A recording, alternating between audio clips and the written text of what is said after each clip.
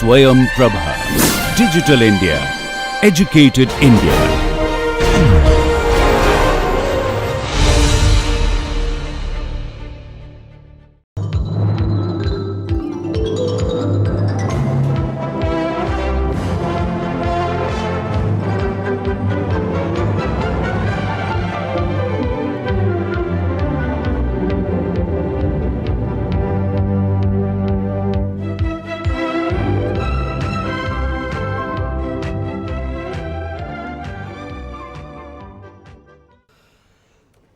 We were discussing the concerns of management by objectives, and to take the discussion forward, we were trying to understand what are the planning tools which can be used to bring about change in an organization using the principles of management by objectives.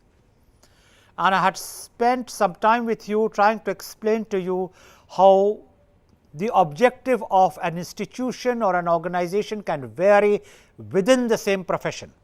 And I talked of education, I talked of corporates, I talked of individuals, and usually giving an illustration of all three categories, try to explain to you what objectives have to do with going around one's daily activities.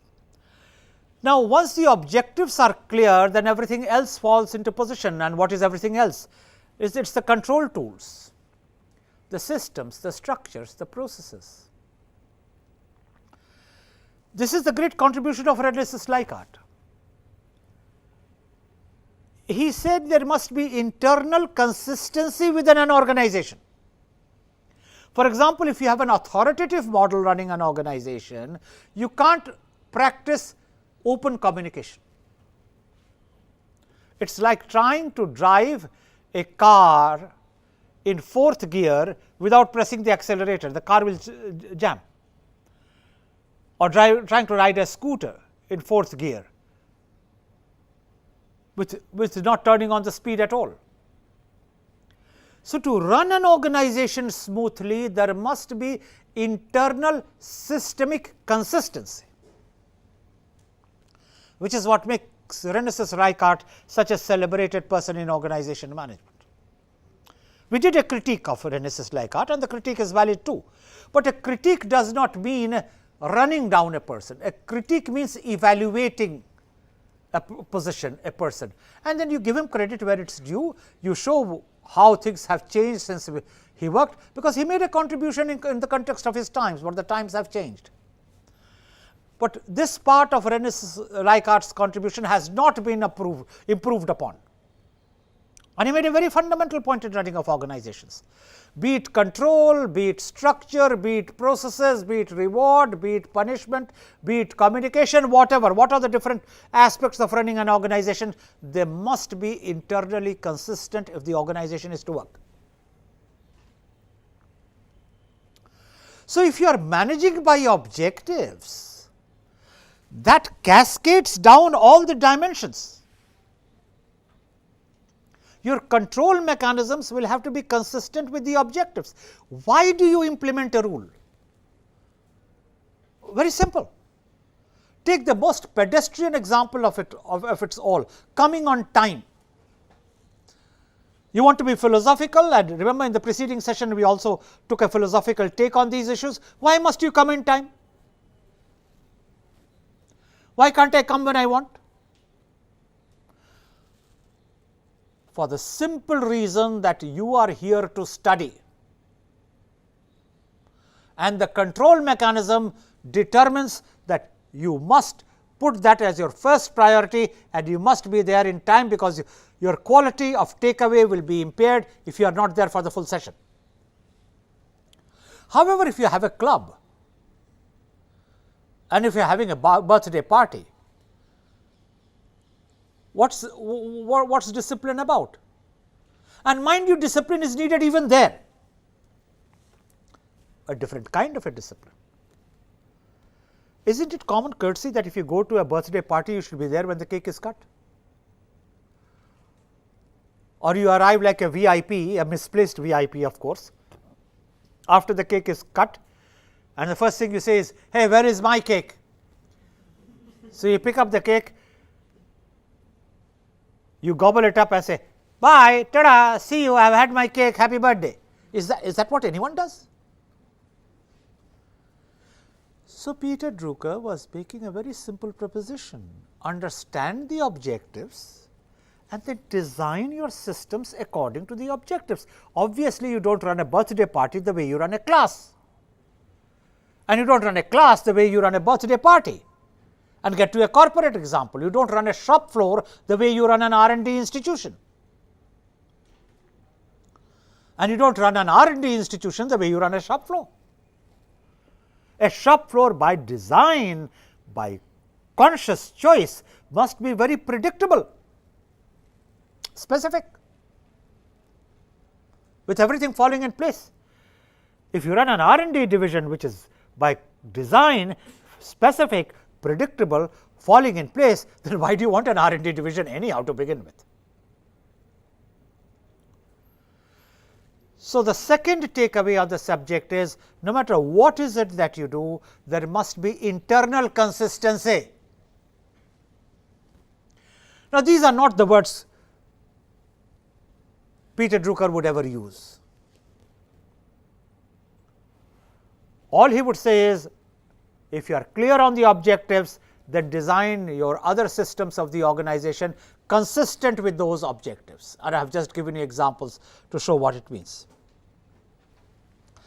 Management by objectives occurs when a manager defines responsibilities and expectations collaboratively with subordinates, sets targets, dates and interim checkpoints, evaluates, provides feedback. Now, if you look at this definition, no matter how you read it,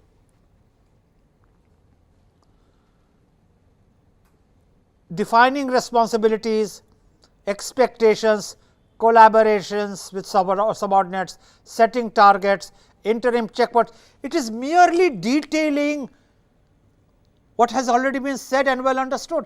In other words, Mr. Leonard and Mr. Hilbert in 2004 made really no contribution other than paraphrase.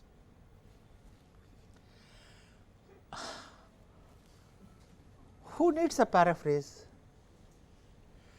It is like saying, when you are in love, you coo small little nothings in the ear, never bite them.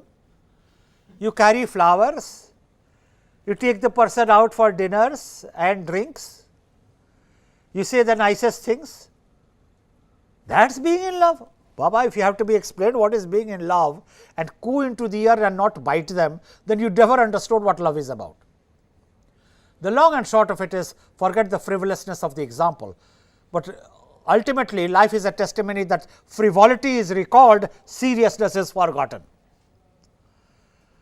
So, I do not think there is much contribution in this, but then it is very important in the given the day and the age in which we live in to quote Mr. Leonard, to quote Mr. Hilbert, especially if you are going to face an interview and say, sir, you know, we learnt a lot of things in organization management. We were also told what Mr. Hilbert said. Oh, really? What did Mr. Hilbert say? Oh, Mr. Hilbert said that responsibilities, expectations, collaboration with the subordinate. Oh, enough, I understand. He understands nothing.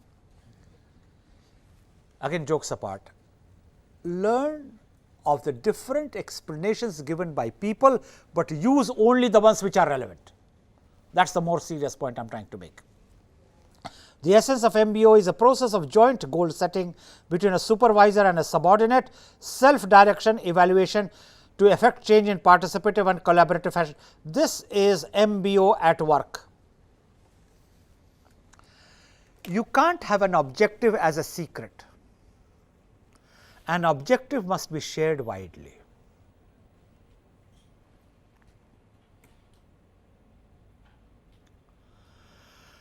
Now, some preliminary definitions. What is a goal? Goals are defined as being relatively few and long term in their focus. It must be specific and realistic. What is an action plan? It specifies the methods. Now, please note this, because I get a lot of queries on what is an action plan. An action plan deals with methods, activities and resources required to accomplish a goal. So, the keywords are methods, activities, resources. The objectives are defined as being relatively more numerous and short term in their focus. So, again a question asked is, what is the difference between goal and objectives? So, do not come back to questions which have been already answered there. FQAs does not mean you ask the lesson to be rerun. FQA means follow up questions which have arisen out of the text. So, get the difference between goals and objectives, and if you read this and if you read this, you will get the difference between goals and objectives. They must be precise and small in number.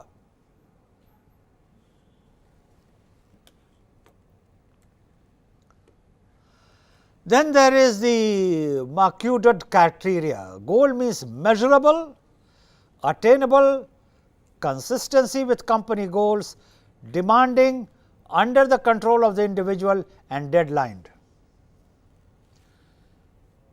There is for you to see, there is for you to understand, there is for you to note, and there is for you to use to confuse others. By all means, use it and confuse others, do not use it to confuse yourself. And not to confuse yourself, it is important for you to understand.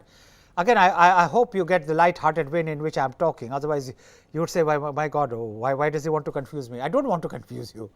What I am trying to tell you is, these acronyms are not standard acronyms. Now, this is putting it seriously. These acronyms are not standard acronyms. These are memory aids. Measurable, attainable, consistency, demanding, under the control of individual, and deadlined. What questions to ask before implementing an MBO system? What is the specific change desired? Always be clear on what your objective is supposed to fulfill. Why do I want to intervene? What are the objectives of the organization? What is the time frame by which these objectives can be achieved? Can you measure or gauge how well you have achieved your objectives?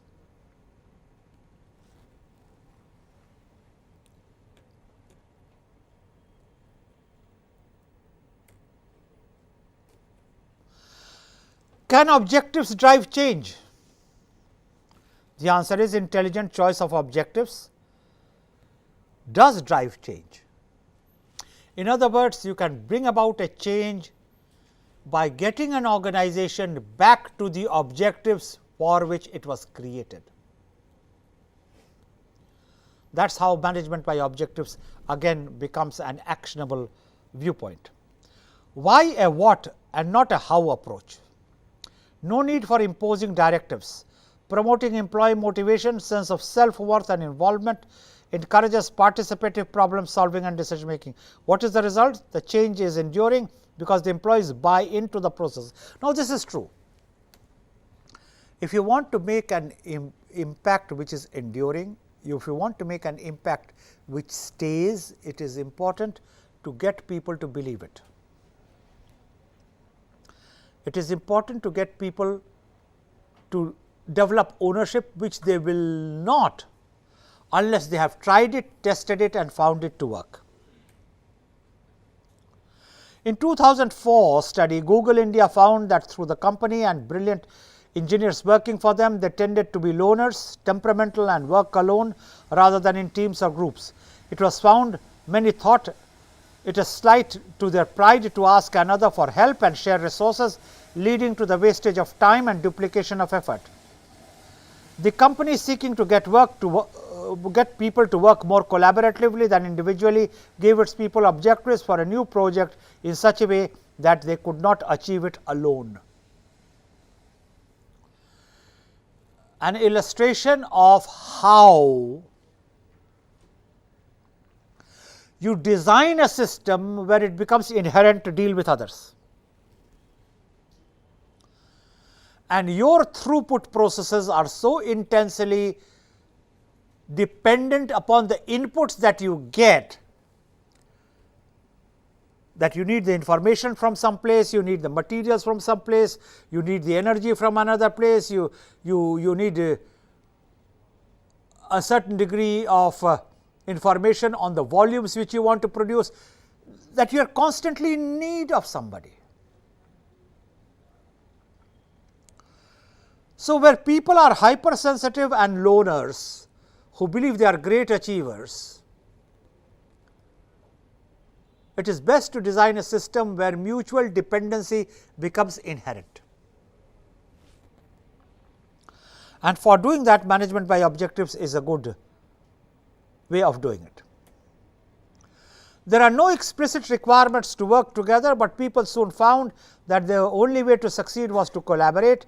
This MBO approach had the inherent advantage of maintaining employee motivation, promoting a sense of involvement, creativity, while a more authoritarian approach of imposing guidelines, enforcing people to work in groups to bring about the same change might have backfired by bruising egos and encouraging rebellious tendencies.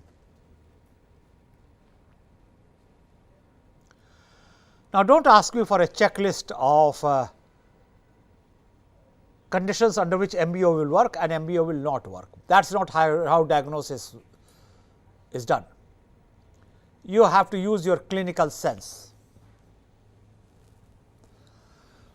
But yes, management by objectives helps to impersonalize the situation and create a situation which is best suited for teamwork. Studies and implementation of the MBO system. This slide talks of 6 steps. Formulate the long term goals of the organization. And believe me, this is more complicated than it sounds. For those of you who are field oriented, and all of you should be field oriented, merely check out in any organization how many of them know the objectives of their organization. That will be a process of education.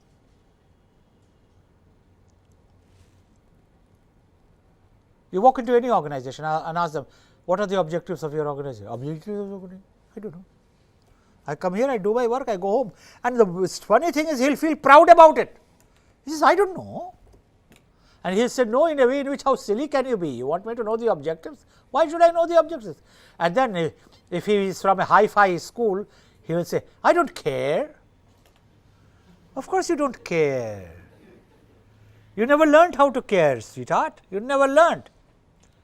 Ah, damn it, man.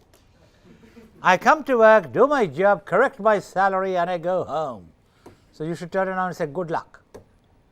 That is not what it is about.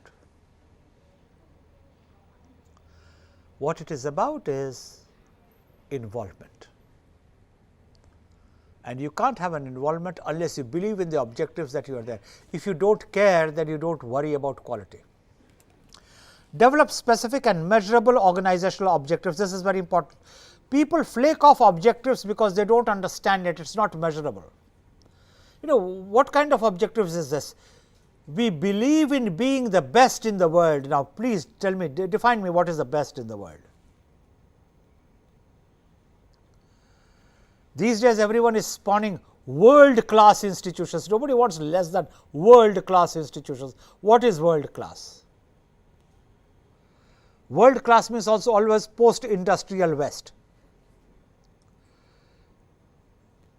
We are not talking of a small nation of 34,000 people whose name also you do not know. That is not world class.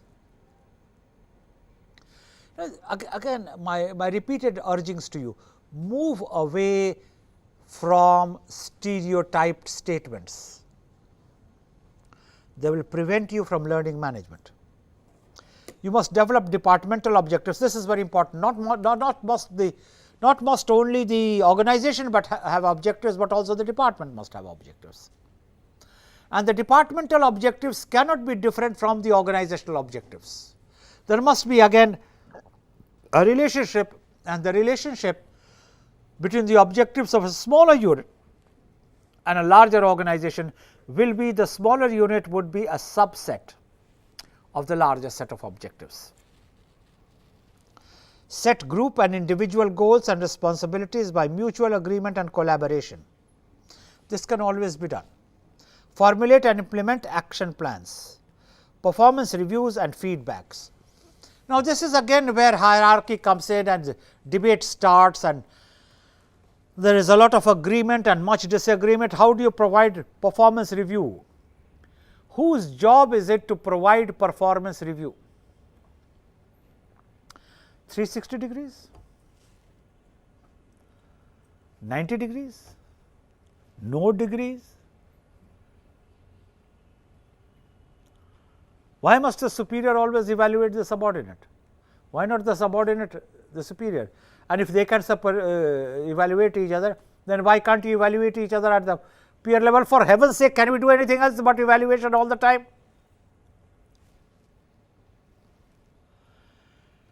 So, there are no standard answers to this. Sometimes supervisor should be supervising what? There must be areas in which the supervisor must evaluate.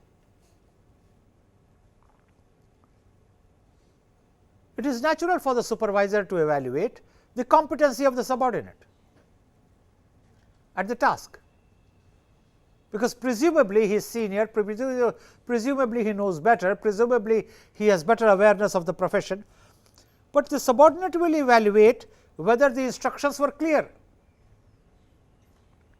So, to say it is 360 degrees or whatever degree you want, or whatever be the colorful language you want to use, ultimately performance evaluation is as important as performance feedback, and it is a factor of which aspect of performance you are looking at. Get the principle right. Therefore, again management by objectives becomes a very important concept. You assess with reference to the objectives, and you assess not only with reference to the objectives, the content of the assessment will be decided by what purpose it is supposed to serve. Remember, the purpose, the word purpose is the same as objectives. Again, management by objectives. Now, can individual needs be obstacle to organizational change? Well, let me take you to International Handbook of Management by Objectives by Hans Wilhelrich.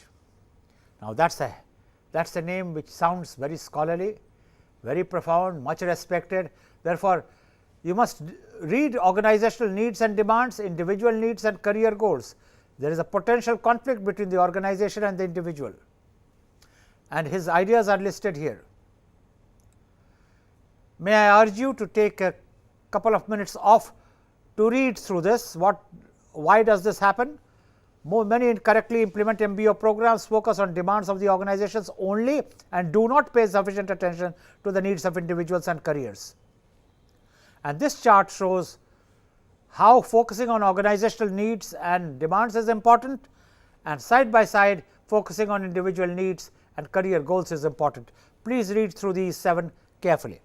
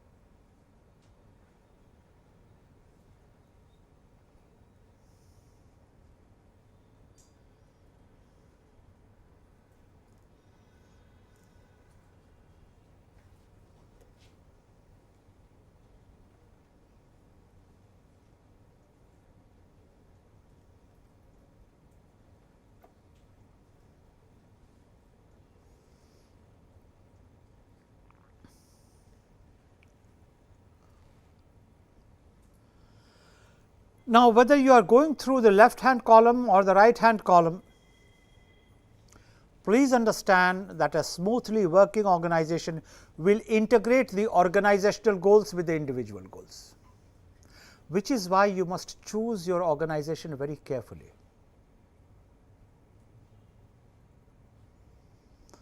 If you are earning an organization just because of its brand name, or just because of the perks, or just because it will get you abroad, or whatever you are choosing, these are not professional reasons. these are important reasons, but come lower down into the hierarchy. First of all, you must see a competency fit. Some people simply can't work in a manufacturing organization. Some people can't work in a trading organization. Some people can't work in an educational institution. Some people can't work in an R&D institution. It is not just a question of salary. In the ultimate analysis, when you have crossed 40, you will realize life satisfaction does not come just out of money, which it does not just come out of brand names, which it does, but it comes out of job satisfaction, ability and opportunity to do a job well. Ability and opportunity to do a job well.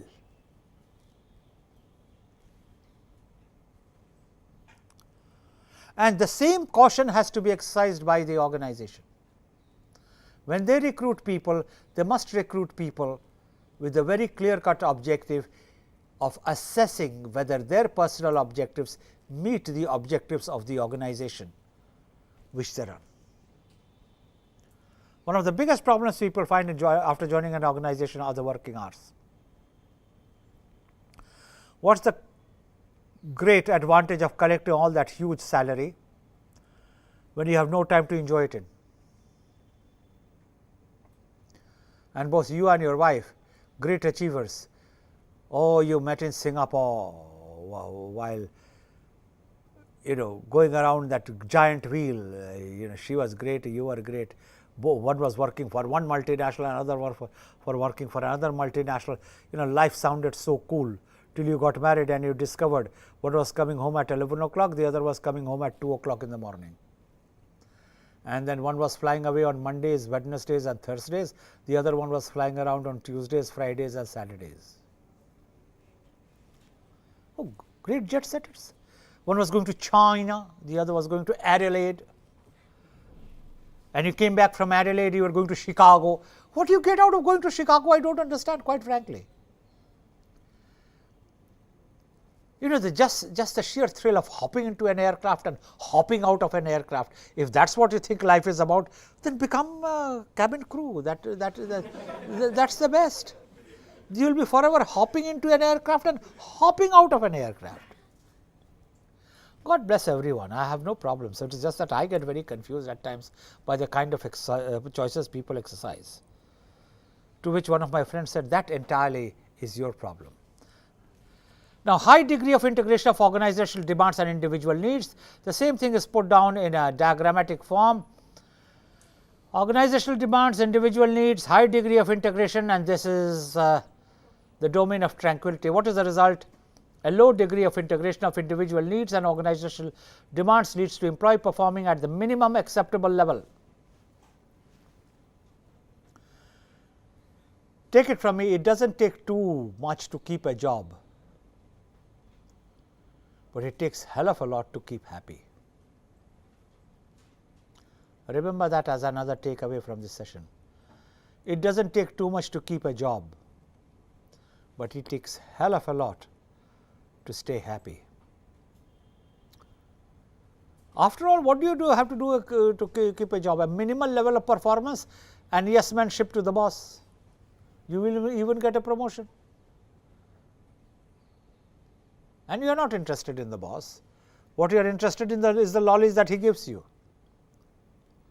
Just as your subordinate is not interested in you, he is interested in the lollies that you give him. So it's an endless chain. What is the learning? For the change processes to be effective, MBO objectives must be carefully chosen to ensure organizational needs are met, but not by totally ignoring the employee needs. This is where the IR concept of employee welfare comes in. And all enlightened organizations have a singular concept of employee welfare. And it covers everything from a creche, a daycare center, to providing workout facilities on premises. Some prerequisites for success of an MBO system. proactive support of the senior management and leadership in implementation of the MBO system. Remember, in management, nothing gets done without the support of your superior. If MBO is to be successful at bringing about the permanent change, it must start at the top of the organization. Top managers must communicate why they have adopted an MBO and what they think it will do, and that they are committed to it. Employees must be educated about what MBO is and what their role in it will be. So, to put it briefly, an MBO becomes a framework of reference for people positioning themselves in an organization. Let me repeat that just in case you lost me on the first round. The MBO becomes a frame of reference which can be used by people for positioning themselves in the organization.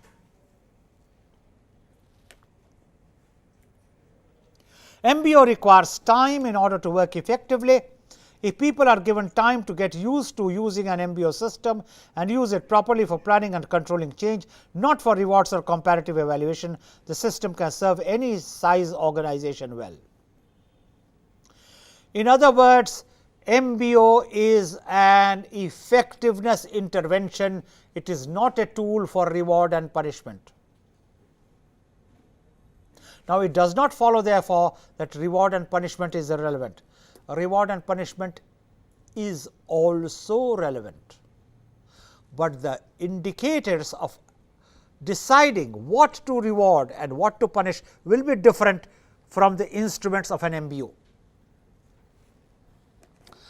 Then there are the human side issues. People can even companies the world over set goals every year, but do not follow them through to completion. It must be ensured that this does not happen. No, this is easier said than done. It must be ensured. You must ensure. How do you ensure anything in life? I do not know. After you have made all the promises, you will forget. Take it from me. You will forget her birthday. And she will set you on fire. Happens to everyone. People even forget their marriage anniversaries, not because they marry many times, but because you can forget what is there. How do you ensure? You can only attempt to ensure.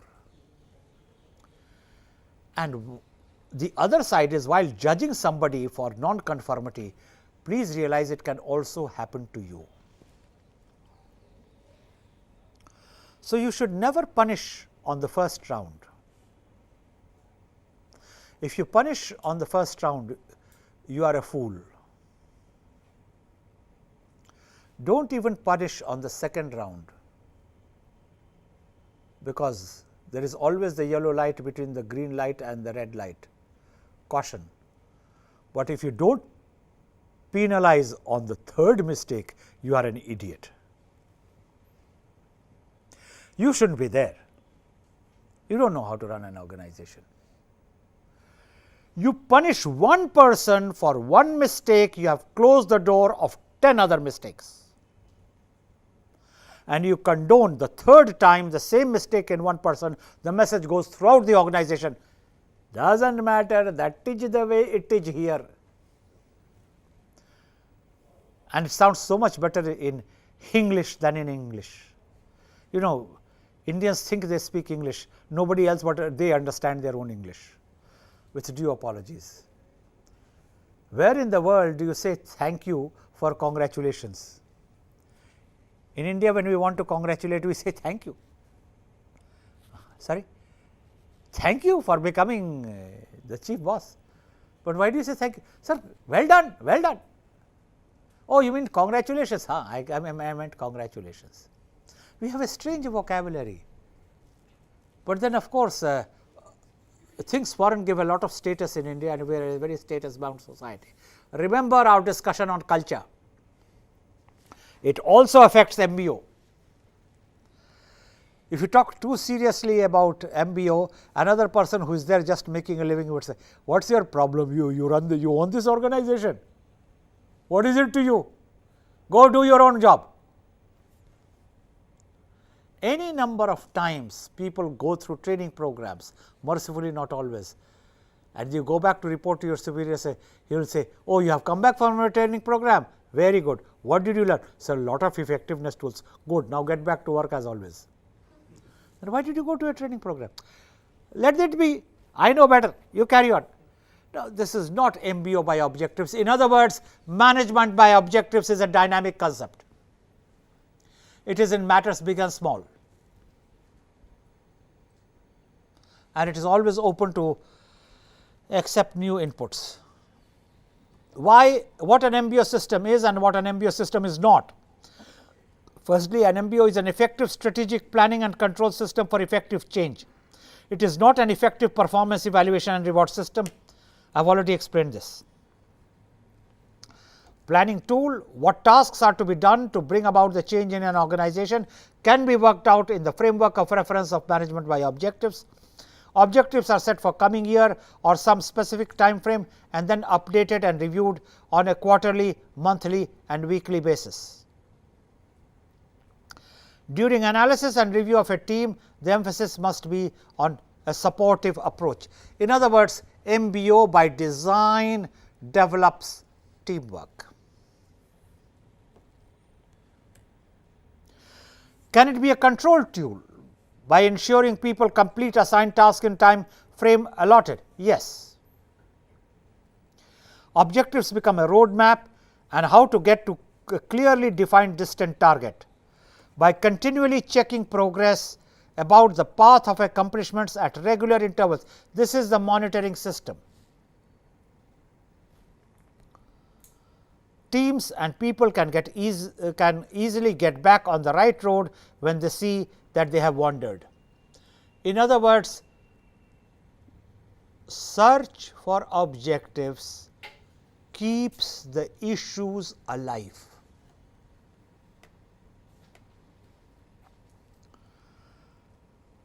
It becomes like a compass. You lose your way, you find out by how much you have strayed and you get back to where you are supposed to be.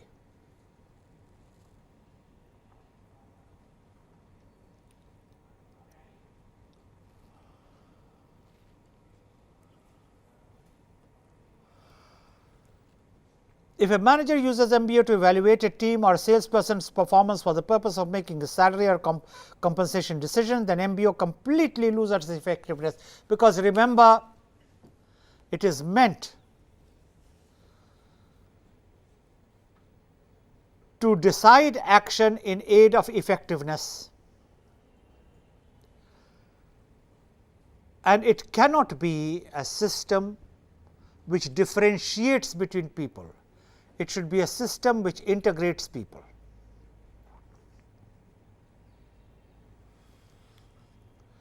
When teams and salespersons realize that they are going to be rewarded on the basis of objectives, they tend to negotiate to set them aside, to set them on the low side. This is another reason why it cannot be a process of reward and punishment, because then you are not encouraging them to set high targets.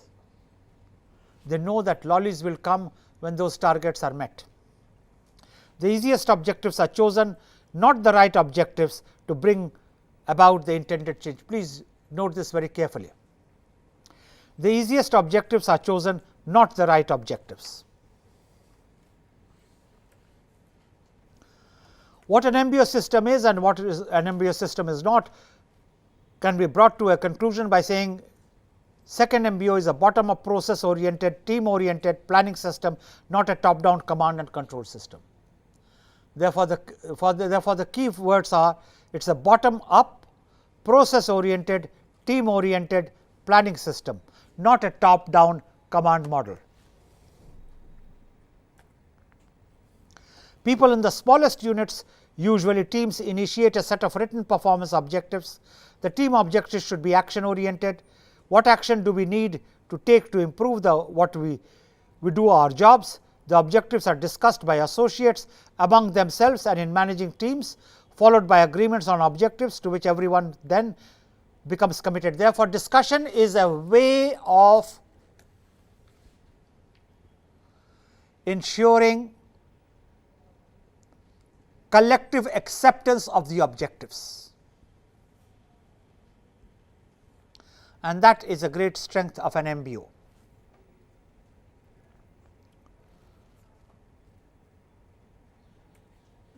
Periodic review by team itself to determine to what extent the objectives have been met or exceeded.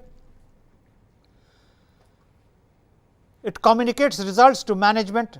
MBO is best used as a system for helping people in department or team plan their objectives to effect the desired change.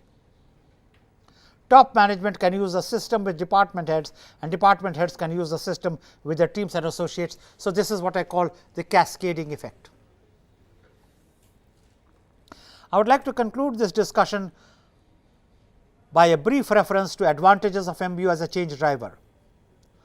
MBO programs continuously emphasize what should be done in an organization to achieve the desired organization change. So, what should be done becomes the objective. Where you want to get is the process. MBO process secures employee commitment to attaining organizational goals. Organization creates powerful motivational systems for the employees by adopting MBO, making change more enduring. Remember, we are talking of refreezing change. We began the study by unfreezing. We are concluding the sequence by talking of refreezing, and that is where we bring it to an end with a reference to the fact that process of discussion and collaboration communication is greatly enhanced. It focuses attention on appropriate goals, and MBO facilitates controls through periodic development and subsequent evaluation of individual goals and plans. So, just as the organization grows, so must also the individual. What are the limitations of MBO as a change driver? An MBO system can have detrimental effect if implemented badly. Individual managers may become too focused on their own objectives. These are both dangers to avoid. The development of objectives can be time consuming, leaving both managers and employees less time in which they do their actual work. Elaborate written goals can be counterproductive. In other words, to put it very simply, if you want to pursue management by objectives carefully, you better follow the middle path. Lack of top management support after deciding on using it reduces its effectiveness as a tool for organizational change. Some managers will not and cannot sit down and work out goals with their subordinates, and they will assign and suggest goals, and that is to be avoided, because this will result in resentment. In other words, like any other system, MBO has its strengths, has its weaknesses, and has to be carefully implemented if it is to work at all.